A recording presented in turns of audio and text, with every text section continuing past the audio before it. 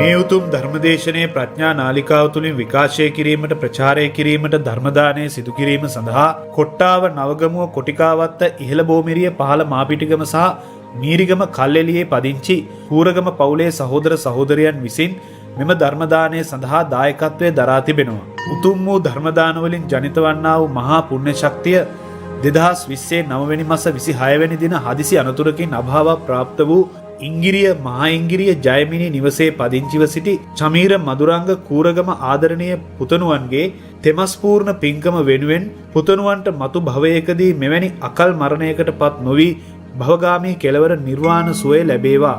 එංගලන්තයේදී හදිසි අනතුරකින් රෝගාතුරව සිට 2017 දෙවන මස 12 වන දින අභාව ප්‍රාප්ත වූ කොට්ටාව මත්තේගොඩ හන්දිය අංක 7-8 නිවසේ පදිංචිව සිටි කුෂාන් ගීතක හපුආරච්චි ආදරණීය පුතුණුවන්ට මතු භවයන්හිදී මෙවැනි අකල් මරණයන්ට පත් නොවි භවගාමී කෙලවර නිර්වාණ සුවයම ලැබේවා. ධර්මදේශකයාණන් වහන්සේට නිදුක් නිරෝගී සුවපත් භාවය ලැබී චිරජීවනයේ සැලසේවා. මියගිය දෙමාපියන්ට සහ සියලු ඥාතීන්ට මේ පින් අනුමෝදන් වී සසර දුක් කෙලවර වේවා. සුජීවත්ව සිටින මෑණියන් වන පී සොපිනෝනා මෑණියන්ට නිදුක් නිරෝගී සුවපත් භාවය ලැබී චිරජීවනයේ සැලසේවා. එමෙන්ම මෙම ධර්මදේශනා ශ්‍රවණය කිරීම සඳහා සම්බන්ධ වූ සියලු දෙනාටත් දායකත්වයේ දැක් වූ සියලු දෙනාටත් ධර්ම ශ්‍රවණලාභී සියලුම පින්වතුන්ට ධර්ම අවබෝධය ලැබී භවගාමී කෙලවර අමා මහ නිවන් සුව ලැබේවා. එමෙන්ම මේ වන විට උද්ගතව ඇති කොරෝනා රෝග උවදුරින් පීඩාවට පත් සියලු ලෝකවාසී ලක්වාසී සියලු දෙනාට නිදුක් නිරෝගී සුවපත් භාවය ලැබේවායි බලාපොරොත්තු වෙනවා. එසේම වේවායි ආශිර්වාද කරමු.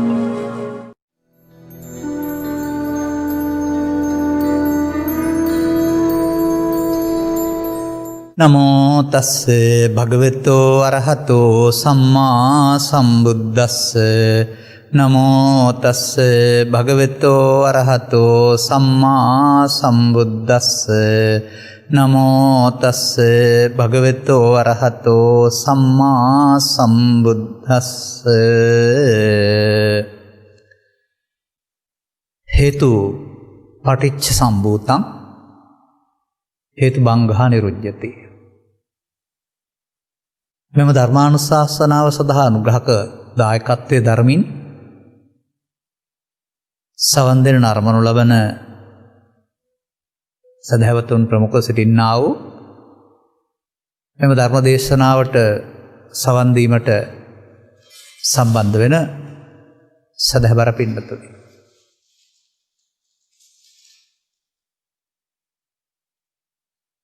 අපට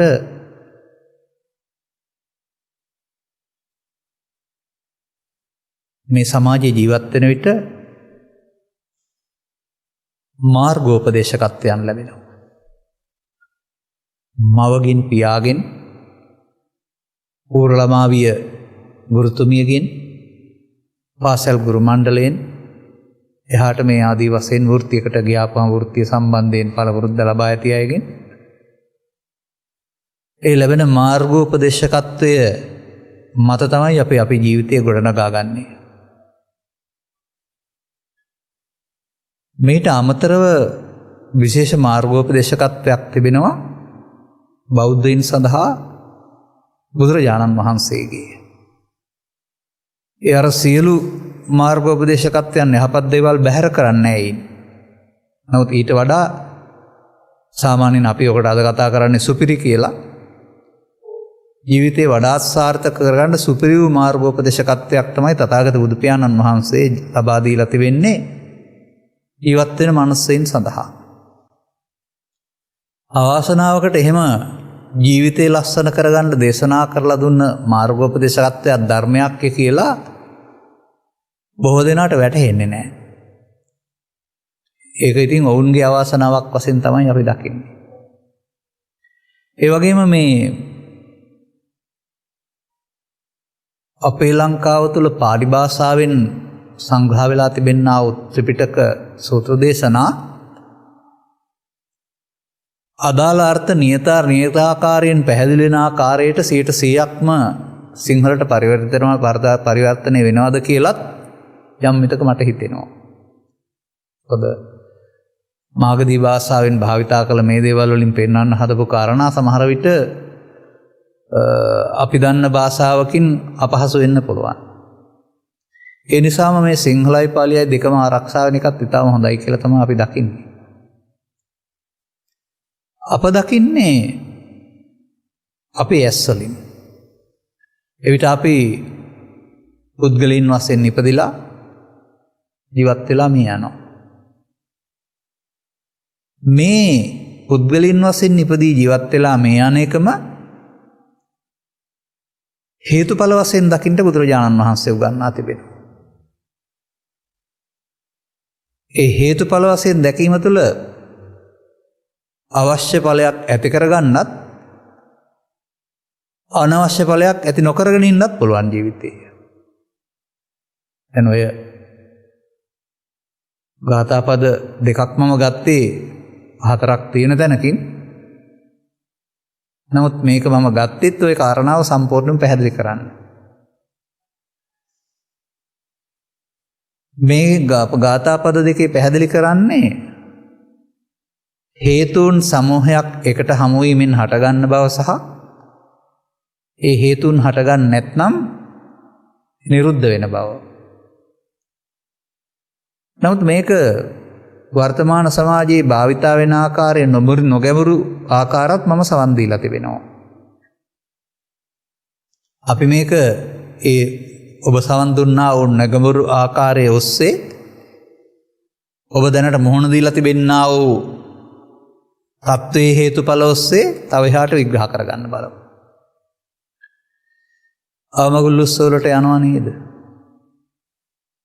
දැන් අර මුතකලේවරය සම්බන්ධයෙන් කරන අනුශාසනාවේදී තේතුපටිච්ච සම්භූතං හේතු බංගාරි රුජ්‍යති කියලා මව්පියන් එකතු වීම නිසා හටගත්තා ආහාරයෙන් පවත්තගෙන ආවා දැන් පවත්තන්න හේතු නැති නිසා මැරුණා. ඒකට හේතු බංගාරි රුජ්‍යති කියලත් අනුශාසනා කරනවා මම අහලා තියෙනවා බැලුව බැලමට හරි. නමුත් මේ බාහිර දේවල් සම්බන්ධ හේතුඵල නෙමෙයි මේකෙන් පෙන්වන්නේ. සංසාරික හේතුඵල. සංසාරිකව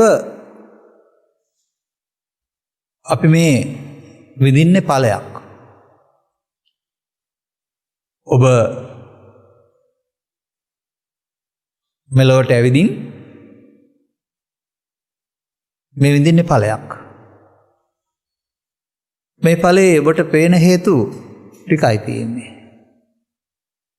අම්මා තාත්තා නිසා මෙලොවට එනවා කියන්න දන්නවා. වෙනත් ආගම් වලත් ඒක කියනවා.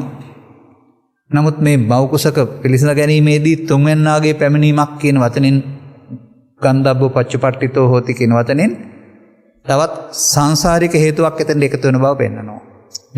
මේ හේතු තුන එකතු වෙන්නේ නැත්නම් ඒ තනි හේතුවට හෝ අම්මට හෝ තාත්තට හෝ දරුවා නැමැති අපි නැමැති දරුවා ඵලය හදන්න බෑ. එහෙනම් අපි එහෙමනම් අතීත හේතු කීපයක ඵලයක්. අපි දැන් ජීවත් වෙලා සංසාරයේදී පෘථග්ජන පුද්ගලයන් වශයෙන් මේ යනවා පරලෝ යනවා අපවත් වෙනවා කියලා වදාරන කාරණා වලින්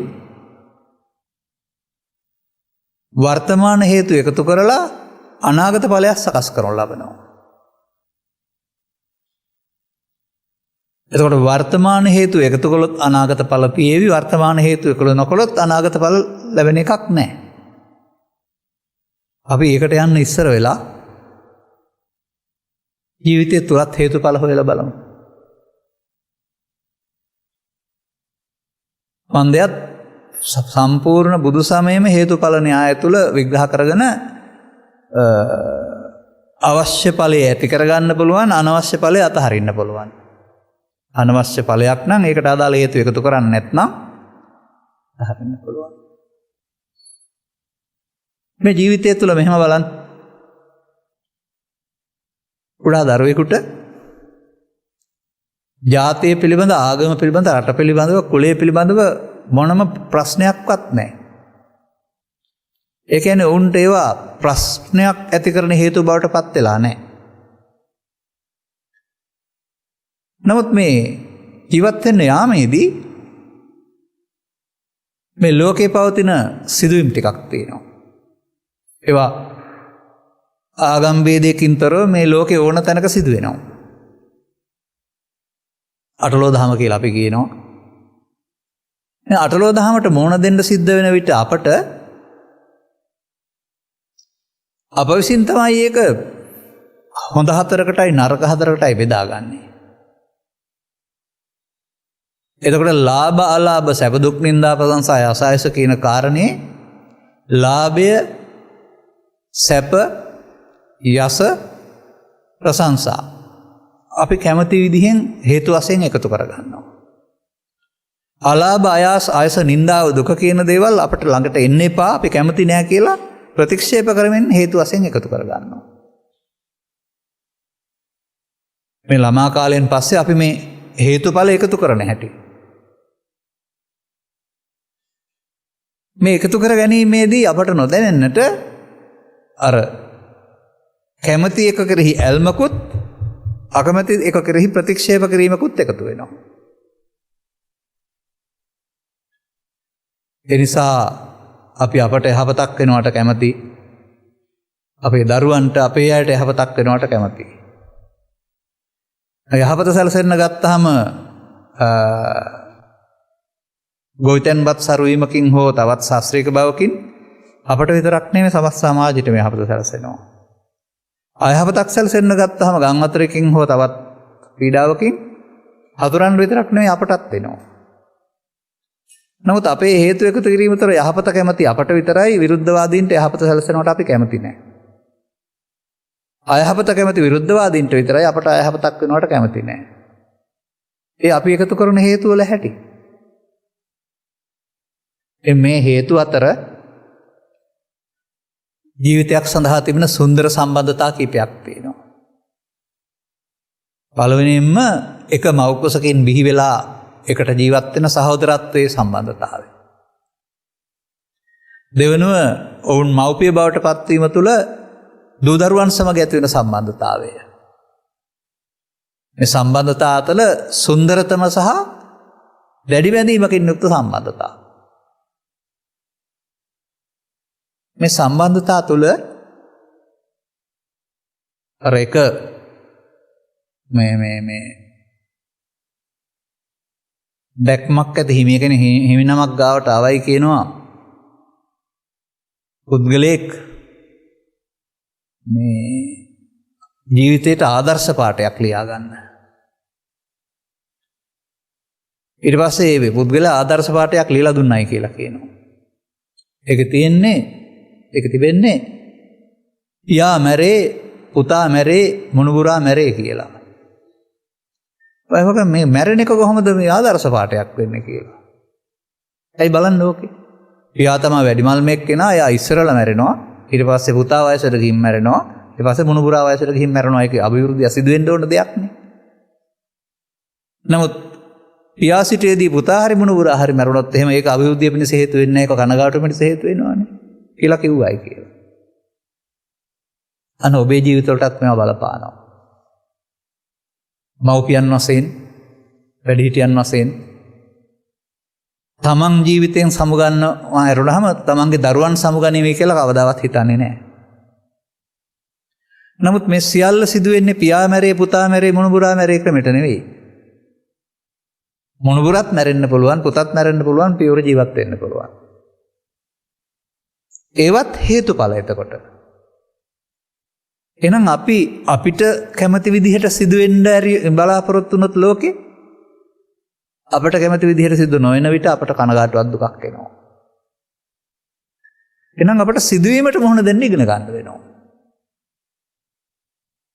මේ අතිදීර්ඝ සංසාර ගමනක විග්‍රහය කරන බුදුරජාණන් වහන්සේ කොහොමද පැහැදිලි කරන්නේ? මවුනූන කෙනෙක් නැත, පියනූන කෙනෙක් නැත, අඹුනූන කෙනෙක් නැත, දරුනූන කෙනෙක් නැත කියලා. මේ ජීවිතේ නෙමෙයි අතීත සංසාර ගමනේ. එනිසා මේ සංසාර ගමන සහ සංසාර බන්ධනය අති ප්‍රබලයි. එහෙනම් මේක තුල කිසියම් කෙනෙකුට සතුටක් ඇති වෙනවා නම් ඒකත් හේතුඵලයක්. කිසියම් කෙනෙකුට පශ්චාත්තාපයක් දුකක් ඇති වෙනවා නම් ඒකත් හේතුඵලයක්. එහෙනම් ඉතින් සන්තෝෂයේ හේතුව අපිට බැහැර කරන්න ඕන නෑ. දුකක් ඇති වෙනවා නම් ඒකට හේතු බැහැර කරොත් තමයි දුක නැති වෙන්නේ. ඒ නිසා අපේ ජීවිතේ බලාපොරොත්තු නොවන අවස්ථාවන්ට මුහුණ දීම තුළ මේ කලබල වීම, කරදර වීම, නොසන්සුන් වීම, දරා ගන්න බැරි වේදනාවන්ගෙන් දැවීම කියන කාරණා පශ්චාත්තාපය මේවට මුහුණ දෙන්න සිද්ධ වෙනවා. නමුත් ඒවත් ජීවිතයේ බව පෙන්වන්නේ ඉසාගෝතමියගේ දරුවා ඈ ජීවත් සිටදී මියගිය බව පෙන්වීමෙන්. ඒවත් ජීවිතයේ බව පෙන්වන්නේ පටාචාර වගේ සැමියා සහ දරුවන් දෙදෙනා මව්පියන් ඈ සිටදී මියගිය බව පෙන්වීමෙන්. එනිසා මේ හැම දෙයක් සම්බන්ධයෙන්ම දරා ගැනීමේ හැකියාව මම දකින්නේ අන්‍ය ආගමිකයන්ට තියෙනවායි කියලා. බුදු සමය තුළ මේ හැම දෙයක් සම්බන්ධ තුළ ඕනෑම දෙයක් වෙන්න පුළුවන්. ඒකට අඬන දොඩන වැළපෙන එක නෙමෙයි බුදුදහමෙන් දෙන ශක්තියක දරා ගන්න කළමනාකරණය කරගන්න පුළුවන් වෙන එක.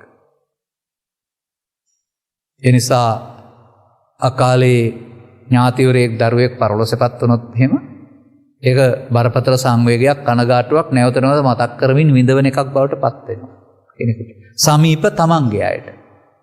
ඒ සිද්ධියම තමන්ගේ කරලා ගන්න නැතුව ඈතින් ඉන්න අයට කනගාටුවකින් දුකින් තොරව අමංගල කටයුතු පින්තුම් මාස පින්කම කරන්න පුළුවන්. ඒගොල්ලොත් කරනවා ඒගොල්ලෝ විඳවන්නේ නැහැ. ඒකට දැඩිව ගත්ත අය ඒක කරනවා නමුත් ඒකෙන් එය පශ්චාත්තාපයටපත් වෙනවා. ඉතින් මේකට මේ ඵලයට හේතුව බාහිර ලෝක සිදුවීම නෙවෙයි. බාහිර ලෝක සිදුවීම ආශ්‍රයෙන් තමන්ගේ සිතේ මුල් බැසගත්තා වූ හදවතේ හැංගී තිබෙන්නා වූ දේ එළියට එන එක වෙන්නේ. ඒවම අර මුල් කාලේ ළමයෙකුට තිබුණ නැහැ කියලා මම කියන්නේ ඒකයි. ලාභාලාභ සැප දුක් නින්දා ප්‍රසංසායසයස ආගම ජාතිය කුලේ අල්ලගෙන ඒවා තමන්ගේ සහ අනුන්ගේ කියලා හදාගත්තේ නැහැ. හදාගන්න වටන් ගත්තට පස්සේ තමයි මේව මතුවෙනකොට අපට මේ වේදනාව විඳින්න සිද්ධ වෙන්නේ. මේක කළමනාකරණය කරගන්න පුළුවන් බාහිර ශිල්පයක් නැහැ. ඉගෙන ගන්න පාසලෙන් ඉගෙන ගන්න ශිල්පවල මේක කළමනාකරණය කරගන්න පුළුවන් ශිල්පයක් නැහැ. බුදු සමය තුළ මේක සම්බන්ධයෙන් ශිල්පයක් තිබෙනවා. දැන් බුද්ධ චරිතය පෙන්වන්නේ කොහොමද? අටලෝ දහමේ කම්පා වූසේකද කම්පා නොවූසේක කියලාද? අටලෝ දහම ලෝකේ තිබුණා. නමුත් කම්පාව ගෙනත් දුන්නේ නැහැ. එහෙනම් මේ කම්පාවට හේතුව බංග කර ගැනීම තුළින් තමයි කම්පාව නැතුව ඉන්න වෙලා තියෙන්නේ. කම්පාව නවත්තන්න හේතුව නවත්තන්න බෑ බාහිර හේතුව. බාහිර ලෝකයේ එදිනෙදා ලෝකෙ සිදුවෙන අවුව වැස්ස පින්න නායාම ගම් වතුර යුද බිය තව නොයෙකුත් දේවල් නවත්තන්න බෑ හැමදාම. එහෙනම් මේවා සම්බන්ධයෙන් බාරගෙන විඳවන එක අපට හදන්න පුළුවන් දෙයක්. බාරගත්ත කෙනා විඳවනවා, බාර ගන්න නැති කෙනා විඳවන්නේ නැහැ. බාර ගැනීම සහ බාර නොගැනීම කියන එකේ තේරුම දැනෙන්නේ නැහැ කියන එක නෙමෙයි. ඊට වඩා ගැඹුරු කාරණයක්. එහෙනම් අපි ළඟ ළමා කාලෙන් පසුව මේ සිදුවෙන බාර ගන්න හැටි තේරුම් ගන්න කල්පනා කරන්න. ඔබ සමග ඔබේ හිතවතෙක් දෙන්නෙක් මහමග යමින් සිටියේදී ඔබ සමග ඉන්න කෙනා ද්‍රවිඩ භාෂාව දන්න කෙනෙක් ඔබ ඒක දන්නේ නැහැ. මහමග මුණ ගැසෙන පුද්ගලයා ද්‍රවිඩ භාෂාවෙන් හොඳටම දොස් පවරනවා. ඔබට શબ્දයක් විතරක් ඇහෙනවා ඔබ hina වෙවි ඉන්නවා. ඔබට ඒක පරිවර්තනය වෙන්නේ නැහැ සිත තුළ. අර පුද්ගලයාට ඒක තේරෙනවා ඔහුගේ ආත්ම ගෞරවයට පහර ගහන වශයෙන් කතා කළා නම් ඔහුට ඒක බාර අරගෙන කේන්තියනවා කලබල වෙනවා. දැන් බැනීමද කලබල කළේ කේන්තිය දුන්නේ එහෙනම් දෙන්නටම කේන්තියෙන්න ඕන. බැනීම අනිත් කෙනාටත් ඇහුණා hina වෙලා හරිය. බැනීම බාර ගැනීම තුළ නෙමෙයි ඔහුට කේන්තිය ආවේ. එහෙනම් සිදුවීම වෙනයි සිදුවීම බාර ගැනීම වෙනයි. මේ වෙනස උගන්වන්නේ නැහැ මොනම ශිල්ප ශාස්ත්‍රයකවත්.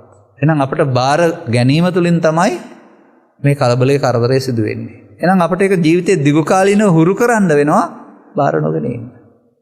එහෙම නැතුව අපසිතන විදිහට සියල්ල වේවා කියලා ප්‍රාර්ථනා කළාට වෙන්නේ නැහැ. බුදුන් වහන්සේම වදාරනවා අචින්තිතම්පි භවති. නොසිත දෙයකුත් සිදු වෙනවා. චින්තිතපේ විනස්සති. හිතපු දේවල් වෙනසී යනවා. මව්පියන්ගේ චින්තිතම්පි බවට පත් වෙන්නේ Taman ජීවත් වෙන සුළු ඉඳලා හොඳට දරුවන් ජීවත් වෙලා හිටපුවාවයි දරුවන්ගේ කරෙන් ආව මගුල අවසන් ගමන් යන්න. අපට පෙර මව්පියන් මේ දරුවන් මේ ආවේ කියලා හිතන්නේ නැහැ.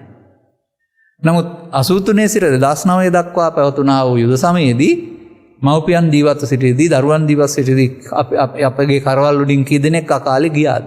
නොසිත දේවල් සිදු වුණා. ඉස්සරහටත් වෙන්න පුළුවන්.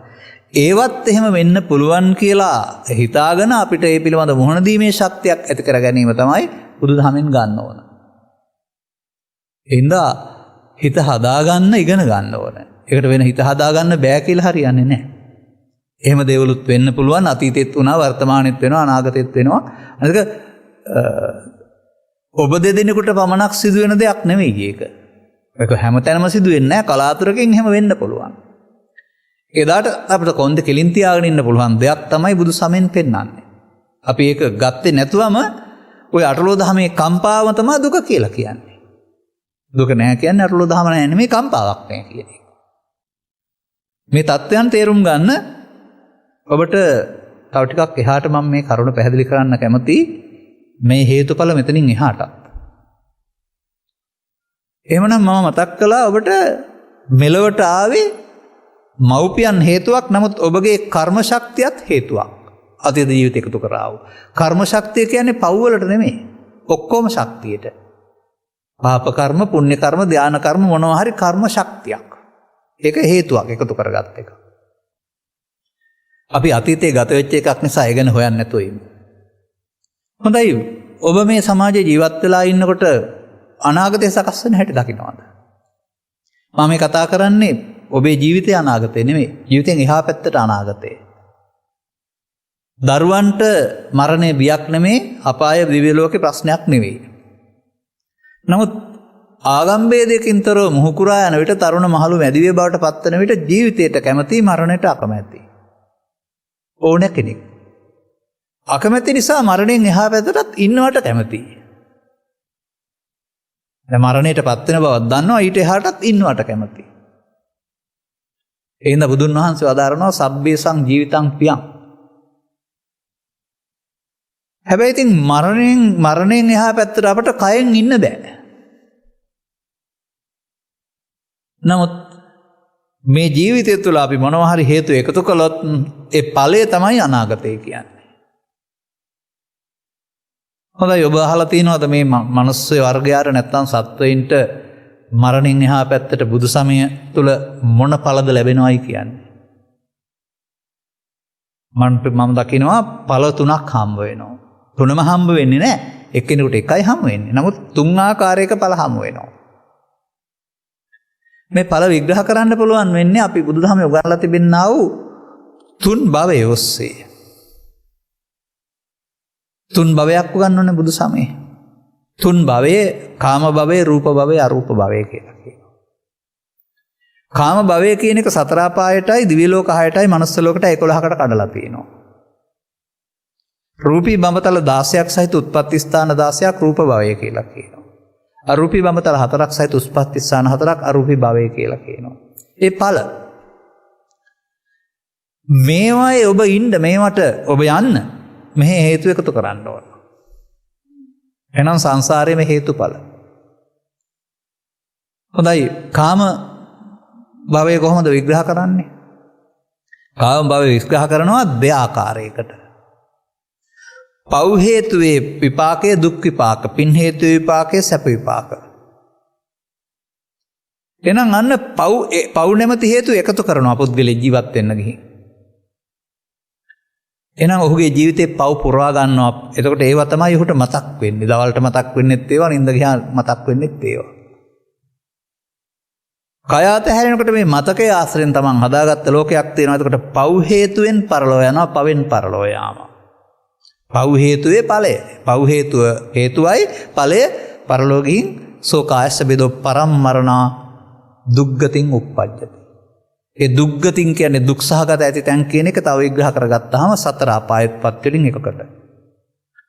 එනම් මිනිසා විසින් කරන පව් හේතුයි අනාගත ඵලයයි සතර අපාය. මිනිසා විසින් මව්පිය ගුරුවර ආශ්‍රය තුල තමන්ගේ දැක්ම තුල මේවා සමාජයටත් ගමටත් රටටත් තමන්ගේ අනාගතයටත් හොඳ නැහැ කියලා මේවා ප්‍රතිපත්තියක් වශයෙන් මේවා ඉන්නේ නැති කොටසක් ඉන්නවා. නමුත් ඔවුන් තුල පින් හේතු එකතු වෙනවා. පින් හේතුවේ ඵලය මරණින් මතු මිනිසුන් අතර හෝ දිව්‍යයන් 6 දෙනාගෙන් අතර දිව්‍ය ලෝක 6න් එකක උත්පත්තිය. ඒකට කියනවා පිනෙන් පරලෝ යාම. එහෙනම් මිනිසුන් අතර උපත හෝ සදිව්‍ය ලෝකේ බෝපාතික උත්පත්තිය පින් හේතුවේ ඵලයයි. බුදුන් වහන්සේ පහළ වෙනට තවත් හේතුඵල ටිකක් හොයාගත්ත පිරිසක් හිටියා. අපි කතා කරන අත්කලම තාතිමෝගින් කියන අය. ගෙදර අතහැරලා වනාන්තරයට ගිහින් පව්පින් දෙකට එහා ගිය තව සුවයක් හෙව්වා. තරහව, බය, කනගාටුව, රූපේ, ශබ්දේ හත හිතට ඇවිදින් යන අරමුණු. මේවා ආපුවම තමයි මේ දුක හේතුව කනගාටුව දැනෙන්නේ. ඒවා එන්න හේතු අයින් කරගන්න ඕන්ට තේරුනේ නැහැ. නමුත් ඔවුන්ට හිත හදාගන්න හිතට එකක් අරගෙන එවන් මග ඇරලා ඉන්න ක්‍රමයක් හොයාගත්තා. මේ සිතට එකක් අරගෙන අනිත් දුක් එන්නේ නැතුව මග ඇරලා ඉන්නවට තමයි කියන්නේ ලෞකික ධානයන් උපදවා ගන්නවායි කියලා. එතකොට ලෞකික ධානත් ඔවුන් හේතුවක් වශයෙන් උපදවා ගත්තා. ලෞකික ධාන වර්ග දෙකේ ඵලය තමයි රූපී අරූපී බඹතල. රූපාවචර ධාන අරූපාවචර ධාන වල ඵලය තමයි රූපී බඹතල 16ක් අරූපී බඹතල 4ක්. දැන් බලන්න මේ ජීවිතේ පව් හේතු එකතු කළොත් ඒකේ ඵලය 4 අපායයි. මේ ජීවිතේ පින් හේතු එකතු කළොත් ඒකේ ඵලය කාම සුගතිය. මේ හේතු මේ ජීවිතේ ධාන කුසල් එකතු කළොත් ඒකේ ඵලය බබලෝ. සංසාරයේ මේ හේතුඵලනේ. අර මල් සිරුරේ හේතුඵල දිහා බැලුවට මේක තේරෙන්නේ නැහැ. ඒ නිසා ඒක නොගැඹුරු ඉගැන්වීමක්. කැම්බීම් තිබුණා දැන් හුස්ම ගන්න බැරි වුණා දැන් මරුණා හේතුඵල වශයෙන් බැලුවට අර හේතුපටිච්ච සම්භූතං හේතුබංගා නිරුද්ධ්‍යතිට ගලපන්න බෑ. මතක තබා ගන්න. එහෙනම් මේ සසර ගමනක් නිමා කරන්න ඕන නම් සසර ගමනේ ඵලය අපායට නම් අපාය එපා නම් පව් හේතු අතාරින්න වෙනවා. සසර ගමනේ ඵලය කාමසුගතිය එපා නම් පින් හේතු අතාරින්න වෙනවා. සසර ගමනේ ඵලය බබලව එපා නම් ඥාන හේතු අතාරින්න වෙනවා. හේතු බංගා නිරුද්ධති. හේතු බංගා නිරුද්ධති පෘථග්ජනය ගාව නැහැ. ඔවුන් හේතුපටිච්ච සම්භූතන් තමයි ඔක්කොම. ජීවත් වෙන්න ගිහින් සසර ඇවිදින්න හේතු හදන එක තමයි අපි කරන්නේ. අබෞද්ධ බෞද්ධ කීවත් එච්චරයි අබෞද්ධ කීවත් එච්චරයි. මේකට බුදුන් වහන්සේ වදාරනවා බාලයෝ නැත්තම් පෘථග්ජනයෝයි කියලා. පෘථග්ජන පුද්ගලයෝ මේ හේතුඵල වශයෙන් දකින්නේ නැහැ. හේතුඵල මම වශයෙන් දකිනවා. එනිසා අපට බුදුන් වහන්සේගේ අවවාදය නොලැබෙන තාක්කල් සසරක් හදන්න ඇරුණාම සසරින් මිදෙන්න නම් බෑ. එනිසා සංසාරයේම හේතුඵල. මේ හේතු මොනවා කියලා දුගන්නන්නේ? මම පව් හේතු පින් හේතු ධාන හේතු කිව්වා. ඒ හේතු ඉතුරු වෙන්නේ කොහොමද? දැන් සාමාන්‍යයෙන් ආධාර පත්‍රයක් නිකුත් කළොත් එහෙම ආධාර පත්‍ර වලට තෑගි දෙනවා නම් ආධාර පත්‍රය අතර දෙනකොට ආධාර කරපු පුද්ගලයාගේ ලිපිනය සහ නම මුලින් ඉතුරු කර ගන්නවා. ඔබට යම්කිසි භාණ්ඩයක් සම්බන්ධයෙන් බිලක් දෙනවා නම් ඒ පිළිබඳව ඔබට දෙන බිල යටින් කොලයක් ඉතුරු කර ගන්නවා ඒක කාර්යාලීය ප්‍රයෝජනය සඳහා. මේ කොටසක් ඉතුරු වෙනවනේ. ඒකෙන් තමයි අර සම්බන්ධීකරණය ඇති කරන්නේ. ඒ වගේම අපි මේ කරන කියන වැඩවලදී වැඩේ අවසන් වුණාට අනාගත ඵලයක් උපදවන්න හේතු ඉතුරු කරනවා අපි. චිත්ත අභ්‍යන්තරයට ඉතුරු කරනවා. මේ චිත්ත අභ්‍යන්තරයට ඉතුරු කරගන්නවා කියන්නේ මතක තියාගන්නවා කියන එක නෙමෙයි. මතකයේ ඉක්මවා ගිය දැන් සාමාන්‍යයෙන් මෙහෙමත් ගන්නකො. ඔක මතකයේ මොලේ තියෙනවා කියලා තමයි කතා කරන්නේ. බටහිර නැත්තම් නූතන විද්‍යාවෙන් මතකයේ මොලේ තියෙනවා කියලා කතා කරනවා. දැන් මරණයේදී මොලේ විනාශ වෙනවානේ. එහෙනම් ඊළඟ ජීවිතේ පුංචි දරුවෙකුට මේ ඉස්සර ජීවිතේ හිටපැට කියන්න පුළුවන් වෙන්න බෑනේ.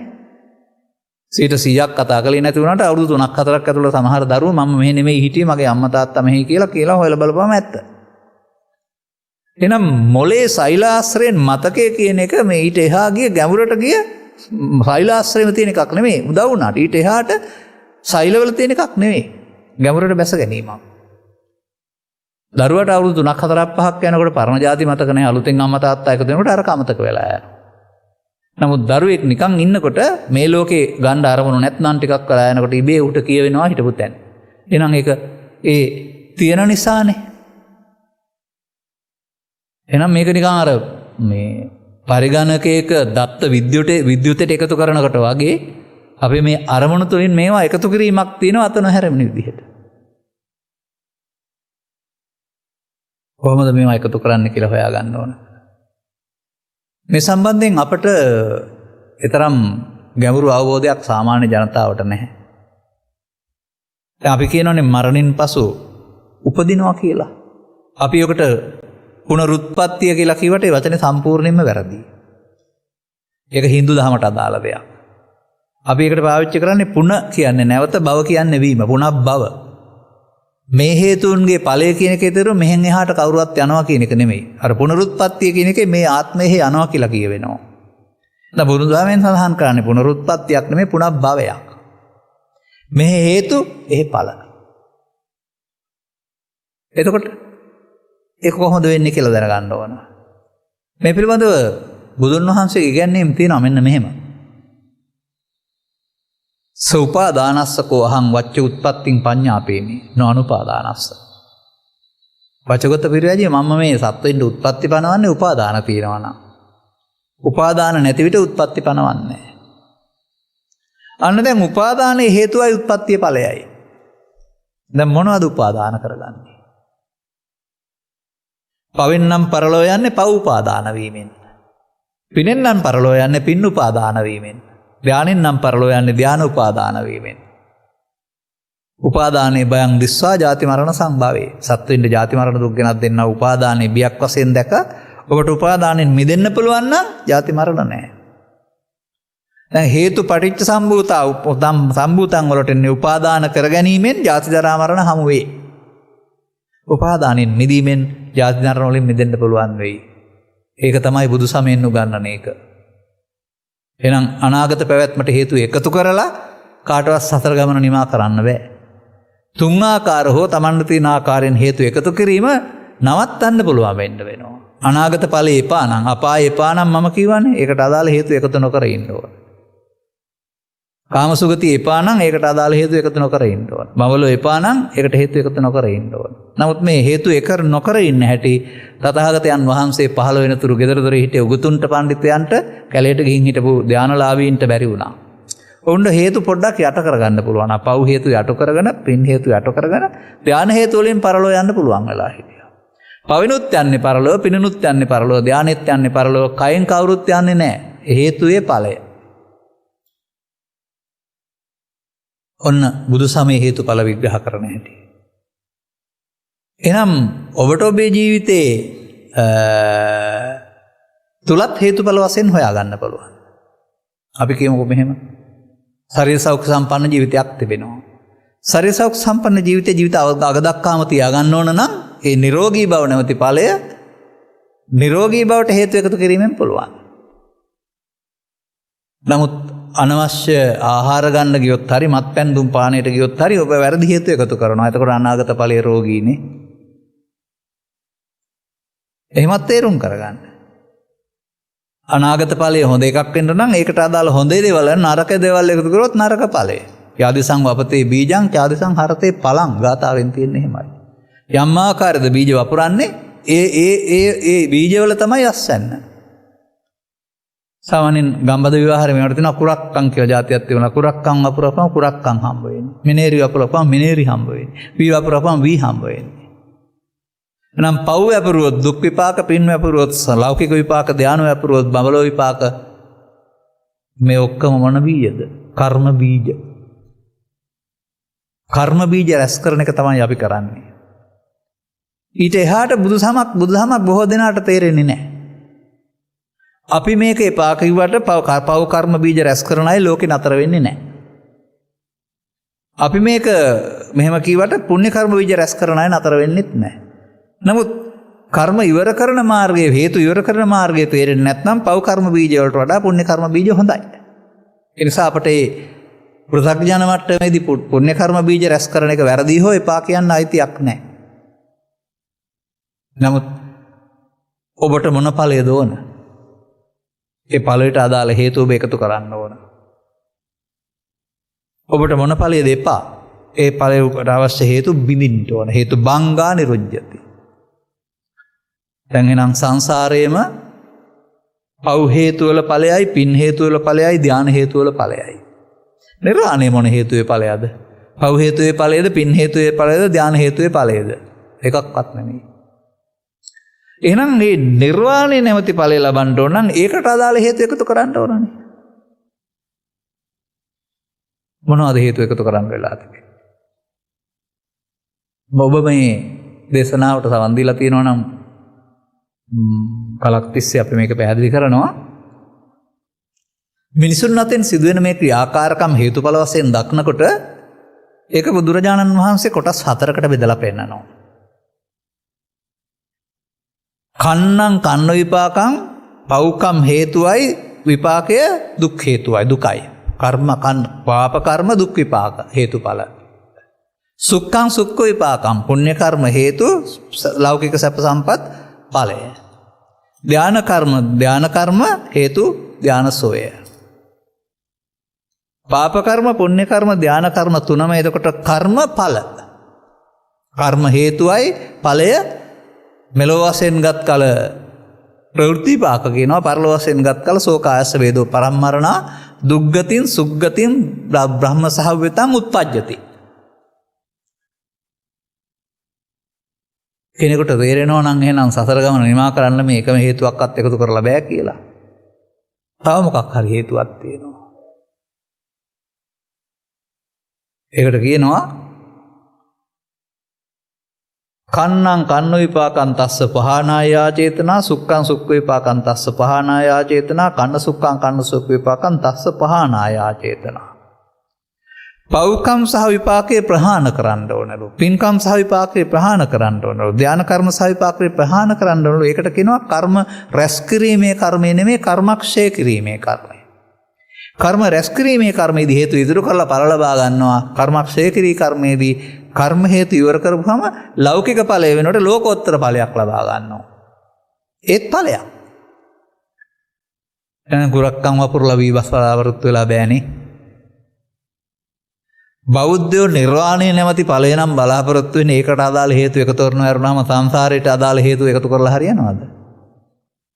කො අපේ බෞද්ධයෝ සංසාරයට අදාළ හේතුනේ එකතු කරන්නේ කියලා දෙන්නෙත් බොහෝ දෙනෙක් ඒක. මේක මං හිතන්නේ අපට බුදු සමයේ ගැඹුර වැරදුනාට පස්සේ සිදුවෙච්ච ප්‍රමාදයක්. ඔබට නෙමෙයි ඔබේ මව්පියන්ට නැත්තම් ඔබේ ගුරු ගන්නු අයට කලක් තිස්සේ මේ හේතුඵල න්‍යායේ මේ අග කොටස අවලංගු වෙලා කියලා කියන්නේ. අපාය දිව්‍ය ලෝක බ්‍රහ්ම ලෝකයට එහාගේ නිර්වාණය නැමැති ඵලයක් ලබන්න පුළුවන් අදාළ හේතු ජීවිතය තුළ එකතු කරොත්. නමුත් අපි එකතු කරන්නේ සතර ඇවිදින ඵල. ඒ සතර ඇවිදින ඵලයේ නැමැති ඵලයට අදාළ හේතු. එතකොට නම් බුදුරජාණන් වහන්සේට අපි සවන් දීලා නැහැනේ. බුදුරජාණන් වහන්සේට සවන් දෙනවා කියලා කියන්නේ උන්වහන්සේ වැඩ ඉට තැනට ගිහින් උන්වහන්සේ වදාළ දේවල් අහගෙන ඉන්නවා කියන එක නෙමෙයි. බුදුරජාණන් වහන්සේ අදත් ඉන්නවානේ. කෝ කියලා මගෙන් අහයි. මම කියලා දෙනවා එතකොට මෙහෙම. මහණෙනි ඔබට මා නැති කල ශාස්ත්‍රවරයා වන්නේ මගේ ධර්මයයි. බුදුන් වහන්සේටත් ගුරුවරයෙක් හිටියා ඒ ධර්මය. පුද්ගලයෙක් වශයෙන් උන්වහන්සේට ශරීර අතහැර දාන්න පුළුවන් වුණාට බුද්ධෝත්පාදය තුළ අතුරුදහන් නොවන ගුරුවරයෙක් ඉන්නවා. සද්ධර්මයේ ගුරුවරයා. ඒ ගුරුවරයා අපට කියලා දෙනවා. හැබැයි නිකන් ධර්මය නෙමෙයි සද්ධර්මය. ඒ නිසා ධර්මයේ දකීද බුදුන් දකී කියන කාරණාවේ ධර්මයේ කියන එක තේරුම් ගැනීම තුළ තමයි මේ ධර්මයේ තුල විග්‍රහ කරනවා හේතු එකතු කිරීමෙන් ඵල ලැබෙන හැටි සහ හේතු එකතු නොකර නැකිරීමෙන් වෙනත් ඵලයක් ලබන හැටි. නමුත් බුදුන් වහන්සේ මේ පිළිබඳව පැහැදිලි කරලා තියෙන්නේ මෙහෙමයි. මේ සාමාන්‍ය පුද්ගලයා හිතන විදිය ඔවුන්ට ඊට එහාට දෙයක් හිතන්න තේරෙන්නේ නැතිලු. ඒ නිසා භව රාමා භික්ඛවේ පජා භව රතා භව සම්මුදිතා කියලා තියෙන්නේ. සමස්ත සාමාන්‍ය ප්‍රජාව භවයේ නැත්තම් මිනිස් ලෝක, දිව්‍ය ලෝකේ, බ්‍රහ්ම ලෝකේ මේක ස්ථිර පදිංචි ස්ථානයක් බවට පත් කරන එක ඉන්න කැමතිලු. ආරාමා කියන්නේ ආරාමය කියන එකනේ. ඒකේ ඇලිලා ඉන්නවලු එන් සතුට වෙනවලු. භව රපා ඇලිලා ඉන්නවා, භව සම්මුදිසා සතුට වෙනවා. එහෙනම් ඉතින් පවෙන් පරලෝ යන, පිනෙන් පරලෝ යන, ධානයෙන් පරලෝ යන ඔක්කොම කවුද? භවරාමා භික්කවේ පජා භව රතා භව සම්මුදිතා. එවන තථාගතෝ භව නිරෝධාය ධම්මං දේසේති. ධර්මය කියන්නේ භව ආරාම නෙමේ, භවෙන් නිදහස් වෙන ධර්මයක්. තථාගතයන් වහන්සේ භව නිරෝධය පිණිස ධර්ම දේශනා කරනවා. අපි ඒක පිළිබඳව හිතලා තියෙනවද? බුදුරජාණන් වහන්සේ විහාරස්ථානයේ, මව්පිය උපස්ථානයේ තව කරන අපවත් දේවල් වලට අනාගතයේ විපාක බලාපොරොත්තුෙන් සතරක් හදනව ඇරුණාම සතර නිමා කරගන්න මාර්ගයට යනවද කවුරුත්? අන්න එහෙම හිතන්න ඉගෙන ගන්න ඕන. ඒක නව පියවරක්, අලුත් දැක්මක්. ඒ කියන්නේ අපි අංග සම්පූර්ණ බුද්ධ දේශනාවට උගන්වන දේවල් පිළිබඳ ගැඹුරු අවබෝධයක් ලබාගෙන නැහැ. උඩින් පල්ලෙන් කවුරු හරි කියන දෙයක් අහලා තමන්ගේ වාසියට දාන තියෙනවා. මම නම් මේ පෘථග්ජන සමාජය තුළ දකින්නේ සසරේ ඇවිදින්න බුද්ධ ආගම යොදා ගැනීමක් කරුණාම සසරින් මිදෙන බුද්ධ ධර්මයක් නෙවෙයි. වචන දෙකක් මතක තියාගන්න. සසරේ ඇවිදින්න බුද්ධ ආගම යොදා ගැනීමක්. සසරින් මිදෙන්න බුද්ධ ආගම යොදාගෙන බෑ, බුද්ධ ධර්මයේ පාවිච්චි කරන්න ඕන. එහෙනම් අපිට මේ හේතුඵල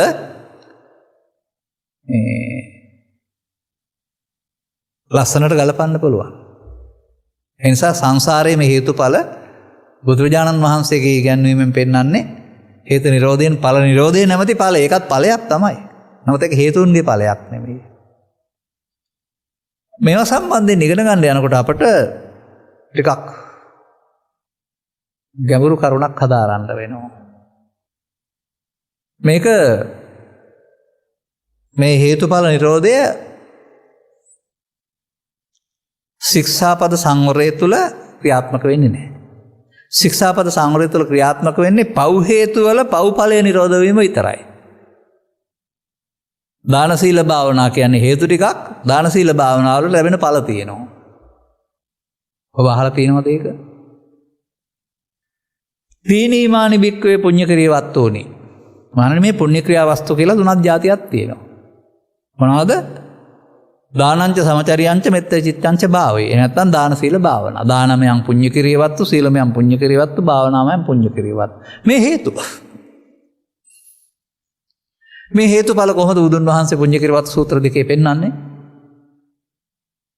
අර පාප ක්‍රියවත්තුවේ සූත්‍රයේ පෙන්වන්නේ නැහැ.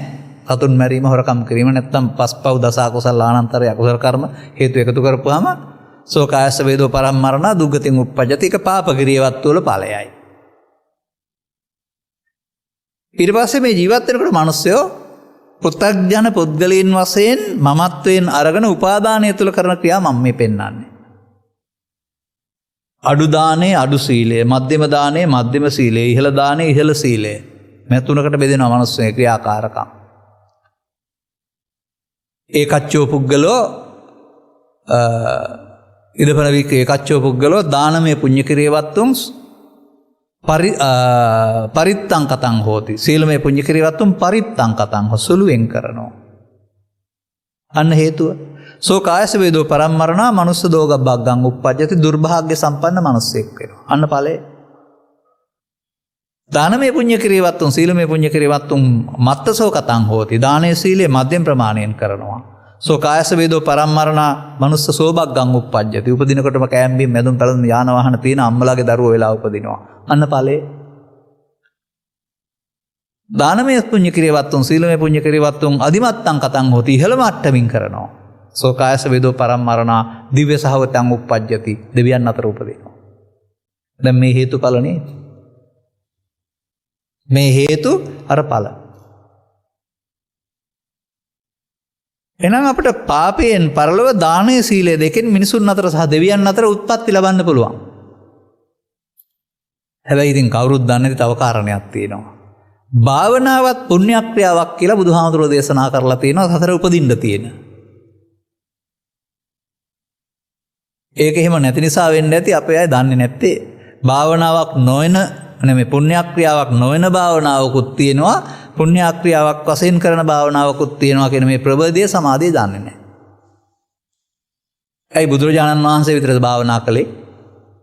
අර කැලේට ගිය ආලාර කාලාමල උද්දකරාම පුත්‍ර භාවනා කරලා නෙවෙයිද ලෞකික ධ්‍යාන ඥාන උපදවා ගත්තේ? ආසවක්ඛේ ඥානය ඇරුණු විට දිබ්බ චක්කු දිබ්බසෝත පරිචිත්ත ඥාන පුබ්බේන රස ඥාන මේ ඥාන තේරමත් උපදවා ගත්තේ භාවනා කරලා. හොඳයි පවෙන් අපාය ගියා පිටින් දිව්‍ය ලෝක කියලා බඹලෝ ගියේ මොනවැන්ද? භාවනාවෙන්. ලෞකික ධ්‍යාන උපදවා ගත්තේ භාවනා කරලා එවෙන් පරලෝ ගියේ බඹලෝ. එහෙනම් භාවනාවත් ඒ උපදින තැනක් පුණ්‍යක්‍රියාවක්. ඒ නිසා දාන සීල භාවනා කියන්නේ සතර ඇවිදින පාර කියලා ඉගෙන ගන්න අලුතෙන් හරි සිද්ධ වෙයි. ඉස්කෝලෙන් එහෙම ඉගෙන ගත්තේ නැති වුණාට පන්සලෙන් එහෙම ඉගෙන ගත්තේ නැති වුණාට දාන සීල භාවනා පෘථග්ජන පුද්ගලයාට කරන්න පුළුවන් බුදුන් වහන්සේ පහළ නොව සමාජයේ උපාදානය තුල ඒකෙන් කාම භවයේ රූප භවයේ ඇවිදින්න පුළුවන්. එහෙනම් අපි සසරට ඇවිදින්න හේතු එකතු කරනවා දාන සීල භාවනාවල සසරින් මිදෙන භාවනාව දන්නේ නැහැ අපි. ඒක වෙන භාවනාවක්. මේ සසර ගමන නිමා කරමින් නිර්වාණය නැමැති ඵලය ලබන්න අවශ්‍ය භාවනාව දාන සීල භාවනාවල භාවනාව නෙවෙයි. අන්න ඒකයි අපට ඊට පස්සේ පාර හොයනාට ධර්මය හොයනාට කියලා දෙන්න අවශ්‍ය වෙන්නේ. ඒකට සමත කියන්නේ නැහැ. ඒකට කර්මස්ථාන කියන්නෙත් නැහැ. ඒකට විදර්ශනා. විදර්ශනා භාවනාව. එනිසා ඉතින් විදර්ශනා භාවනා මධ්‍යස්ථාන කියන නම තිබුණාට ඒවට ගිහින් වාඩි වෙලා හිටියට මාර්ගඵලලාභීත්වයෙන් එහා පැත්තටයි විදර්ශනා තියෙන ඊට මෙහා කවුරුත් විදර්ශනා කරන්න දන්නේ නැහැ. මේ ඇත්ත පිළිගන්න. මාර්ගඵලලාභීත්වයෙන් එහා පැත්තටයි අරියකාන්ත සීලය තියෙන්නේ. ඒ අරියකාන්ත සීලය තමයි ඔය මේ සෝවාන් සකෘදාගාමි අනාගාමි අරිහත් කියන මාර්ගඵල හම්බුවේ. අපි පාවිච්චි කරන ශික්ෂාපද සංවරය තුළ පින් විපාක වලින් මෙලොව වශයෙන් ආයු වර්ණ සැප බල පරලොව වශයෙන් මිනිසුන් අතර සහ දෙවියන් අතර උත්පත්ති ඇරුණාම ඕක තුල අවිද්‍යාවක් තියෙනවා. මොකද්ද අවිද්‍යාව කියන්නේ? විද්‍යාව දන්නේ නැතිකමද? නෑ බුදුදහමේ අවිද්‍යාව විග්‍රහ කරන්නේ එහෙම නෙමෙයි. අවිද්‍යා පත්‍ය සංඛාරා. අන සත්‍යය ජීවත් වෙන්න ගිහින් අවිද්‍යාවක් තුළ අපාය යන්න දිව්‍ය ලෝකයන්ට බ්‍රහ්ම ලෝකයන්ට හේතු එකතු කරනවා. ඒකට අවිද්‍යා පත්‍ය සංඛාරා කියනවා. අවිද්‍යාව තුළ සත්‍යය කුසල අකුසල කර්ම රැස් කරයි. එනති අපි අවිද්‍යා පත්‍ය සංඛාර තුළ බෞද්ධය වරුණාම අවිද්‍යා නිරෝධයෙන් සංඛාර නිරෝධ කරන බෞද්ධයෝ නෙවෙයිනේ. මොකද්ද මන්ද බුදුදහමේ කොටසක් අපට අතහැරලා කියලා මට හිතෙන්නේ කලක් තිස්සේ. ප්‍රඥාවලින් නාලිකාවක් තියෙන්නේ අවුරුදු 3-4ක් තිස්සේ මේවට වෙලා අපි ඉන්නේ ඔය පරණ තැටිම වාදනය කරන්න නෙවෙයි. වැසී ගියා වූ මගක් එලි කරලා ගෞතම බුදුන් වහන්සේගේ ධර්මයේ ප්‍රාණවත් කරන්න. අනාගත බුදුහාඳරන්ගේ සාසනය ප්‍රාණවත් කරන්න නෙවෙයි. ඒක එදාට ඒගොල්ලෝ උපදිනවම කරපුවා. අපිට බැරිලා තියෙන අනාගත බුදුහාඳුරෝ ආරක්ෂා කරන්න නෙවෙයි. අපේ ගෞතමයන් වහන්සේ එලි කළ සද්ධර්මයේ සරණින් මේ මිනිස්සුන්ට මේ ජීවිතය තුළ පවතිනා වූ දුකින් අත මිදලා විඳින්න පුළුවන් ජීවිතයක් ලබා දෙන්න. එහෙනම් ඒකට හේතු එකතු කරන්න ඕන. බුද්ධ ජයන්තියක් උදා වුණා කියලා කියන එකට අදාළ හේතු එකතු වීමක් තමයි එක පැත්තකට. නමුත් එතනින් ඉවර වුණේ නෑ ඒක. එහෙනම් මේ පූජනීය මහා සංඝරත්නය අපේ බෞද්ධ පින්නතුන් හේතු එකතු කරමින් බුදු සමයේ ගැඹුරු තැන් එළියට ගන්න පුළුවන් විදිහට ප්‍රඥාව දියුණු කරගනිමින් එනවා අපි ඔක්කොම. මං හිතන්නේ අවුරුදු 50ක් 60කට ඉස්සෙල්ලා ඕක කීවේ නෑ. අපේ අම්මගෙන් හෝ තාත්තගෙන් හෝ අත්තගෙන් හෝ ක්‍රියාමගෙන් ඇහුවාම පන්සල සම්බන්ධ වෙලා පාංශු ගෝලයක් දුන්නා, පින්කමක් කරගත්තා, සිල් සමාදන් වෙන්න ගියා මහලු වෙලා. පිනින් දිව්‍ය ලෝකේ උපදින්න හරි මනුස්ස අතර උපදින්න හරි එහාට නිවනක් පිළිබඳ අදහසක් භාවනාවක් පිළිබඳ මොකක්වත් දන්නේ නැහැ ඒගොල්ලෝ. ඒ භාවනාවක් පිළිබඳ මොකක්වත් දන්නේ නැති අයට ඊට පස්සේ භාවනාවක් ආවා. ඒක බුදුරජාණන් වහන්සේගේ භාවනාව කියලා හිතාගත්තට ඒක දාන සීල භාවනාවල භාවනාව බව තාමත් බොහෝ දෙනෙක් දන්නේ නැහැ. මට නම් දාන සීල භාවනාවලට එහා ගිය භාවනාවක් තියෙනවා. අනේ ඒක තමයි ධර්ම තේරුම් ගත්තයින් පස්සේ කෙනෙකුට කරන්න පුළුවන්. ඒ භාවනාවේ තමයි අර අනාගත සසරට උපදින හේතු අයින් කරන්න පුළුවන්කමත්. හේතු බංගා නිරුද්ධති ඒක තුල තියෙන අරක තියෙන හේතු පටිච්ච සම්භූතන් තමයි. ඉතින් මේවා මේ වසර තුලවත් මුල්දින්ම තේරුම් ගන්නවා නම් මේ වෙනුවෙන් කරුණු පැහැදිලි කරන මාධ්‍ය තියෙනවා, දේශකින් වහන්සේලා ඉන්නවා. සවන් දීම තුල ඔබ විසින් කළ යුත්තේ කරන්න අවශ්‍ය මාර්ගය තේරුම් ගන්න. අනතුරු අනුගමනීය ප්‍රතිපදාවක් තුළ ඔබට මේ ප්‍රතිඵල ලබන්න පුළුවන්. නමුත් අපි දකිනවා මේ බෞද්ධ සමාජය තුළ විහාරස්ථානයක් තුළ පින්කමන් ගෙදරක් තුළ ධර්ම දේශනා කරනවා, අහනවා. බලනම් හොඳයි කියලා අපට සහතිකෙකුත් දෙනවා. තේ දුන්නොත් බොනවා, බත් දුන්නොත් කනවා, ගෙදර යනවා. පින ගෙදර ගෙනියනවා හැරුණාම බණ ගෙදර ගෙනියන පුරුද්දක් බොහෝ දෙනාට නැහැ. නමුත් මේ අනුගමනීය ප්‍රතිපදාවක් කරන්න කියලා කියන එක තමයි බණ කියනවා කියලා කියන එක Taman කරන්න ඕන. නමුත් එහෙම යමක් කරන්න ඕන බව බොහෝ දෙනාට තේරෙන්නේ නැහැ. හෙට දවස ආයෙත් අද බණ ඇහුවා නම් පින්කම් ගෙදරින් හෙට දවසට ආයෙත් හිටපු තැන.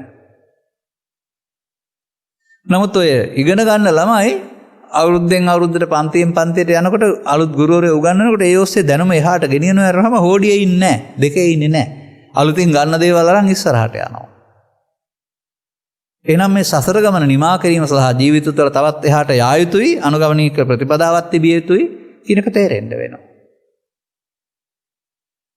එහෙනම් මම ආයෙත් කියනවා කර්ම රැස් කිරීමේ කර්ම සියල්ල භවගාමී සසර හදා දෙයි. එහෙනම් සසර හේතුඵල අපි එකතු කරන්නේ.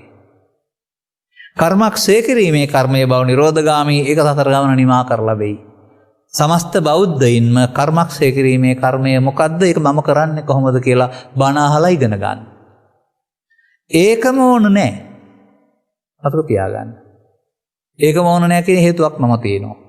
මේ තවත් පාරවල් තියෙනවා ඒකට. බුදුන් වහන්සේ එක පාරක් විතරක් නෙවෙයි අපට වදාරලා තිබෙනවා. උදාහරණයක් වශයෙන් මම මෙහෙම කියන්නම්. ඔය ප්‍රතිපදා කියලා සූත්‍ර වර්ගයක් තියෙනවා.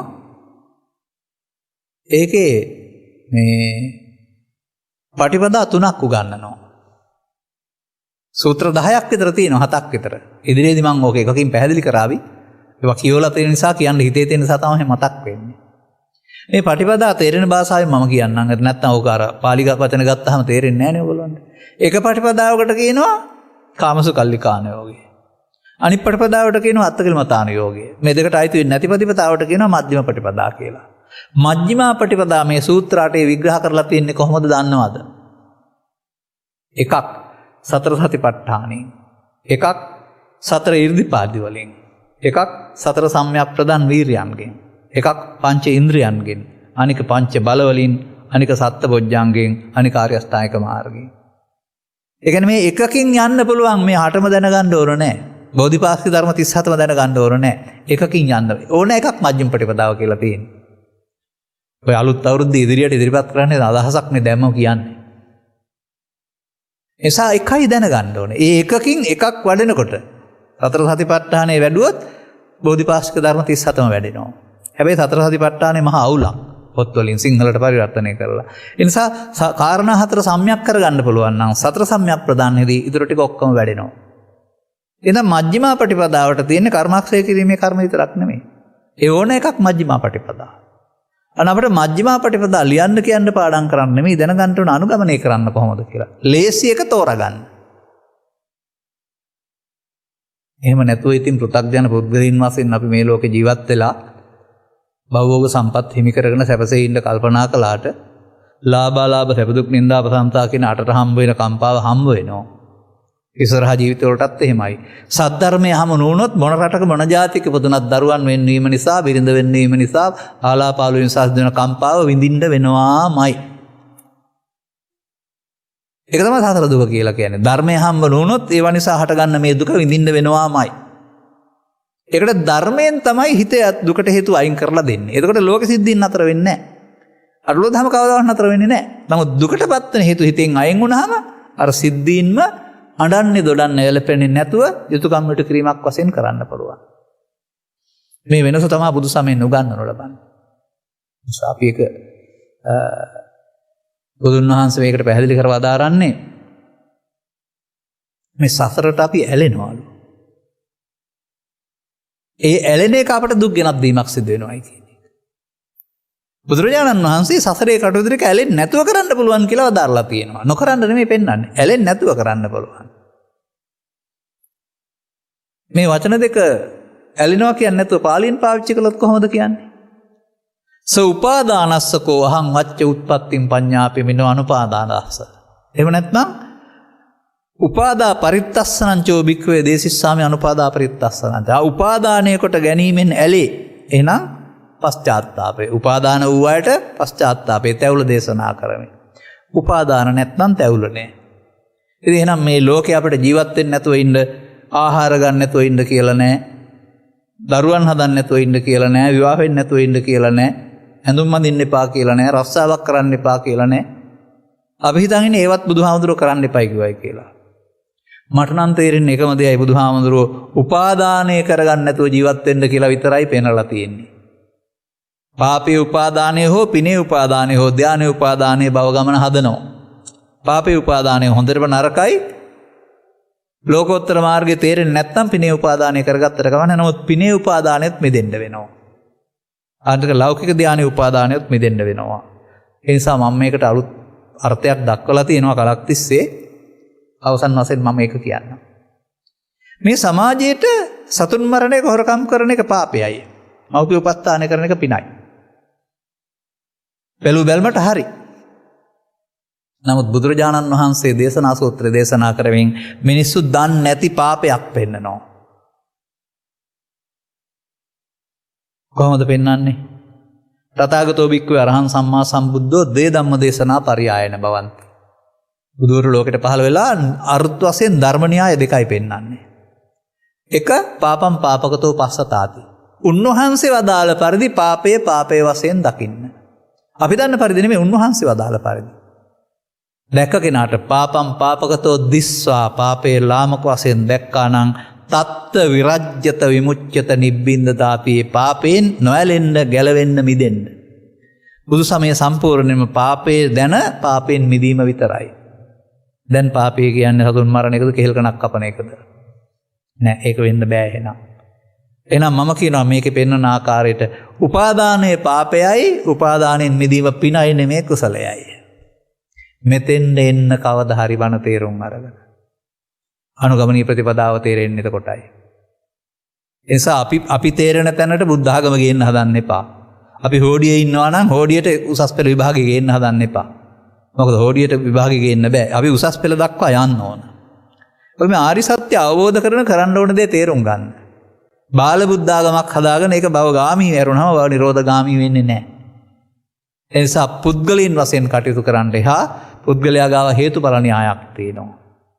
ඒ හේතු න්‍යායද ක්‍රියාත්මක වෙන්නේ ඔබ නෙමෙයි, ඔබ තුළ ක්‍රියාත්මක වෙන්නා වූ රූප වේදනා සංඥා සංකාර විඥාන නම් වූ ස්කන්ධ පංචකයක් තුළ පමාවත් ඒක තුළ, නොපමාවත් ඒක තුළ, බොජ්ජංග වැඩිමත් ඒක තුළ, බොජ්ජංග වලින් පිරිහීමත් ඒක තුළ.